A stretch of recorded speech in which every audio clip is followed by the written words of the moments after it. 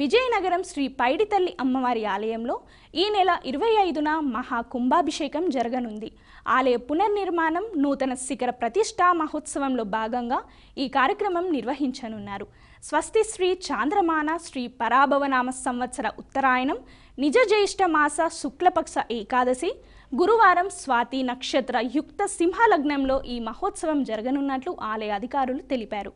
శ్రీ వరాహలక్ష్మి నృసింహస్వామివారి దేవస్థానానికి చెందిన శ్రీ కాళ్ళకూరి సత్య వెంకట సుబ్రహ్మణ్య తత్పురుష శివాచార్యుల ఆధ్వర్యంలో వైదిక కార్యక్రమాలు నిర్వహించనున్నారు.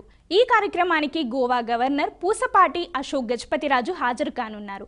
ఈ నెల 23 నుంచి ఆలయంలో పలు ఆధ్యాత్మిక సాంస్కృతిక కార్యక్రమాలు నిర్వహించనున్నట్లు నిర్వాహకులు తెలిపారు.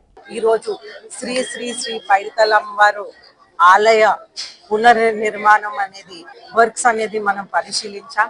ఇది పరిశీలించాక మనకి చూసుకుంటే 25న 25వ తారీఖున 105 దేవాలయాలకి ధర్మకర్త అలాగే గోవా గవర్నర్ గారు పూసపాటి అశోక్ గజపతి రాజు గారు వచ్చి వారి చేతుల మీద పూజ చేస్తారు. అయితే ఆ రోజు నుంచి మనకి కొత్త ఆలయం అనేది పునర్నిర్మాణం అయినటువంటి ఆలయం ఓపెన్ అవబోతుంది.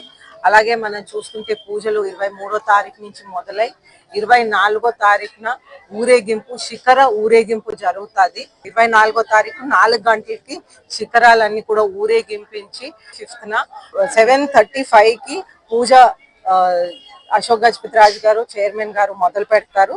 దాని తర్వాత 10:47కి శిఖర ప్రతిష్ఠ అనేది జరుగుతుంది.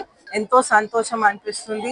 అలాగే మనకి శ్రీ శ్రీ శ్రీ పైడితల్లి అమ్మవారి ఆశీర్వాదం ఎల్లప్పుడూ విజయనగరం ప్రజల మీద ఉండాలని కోరుకుంటూ సెలవు తీసుకుంటారు.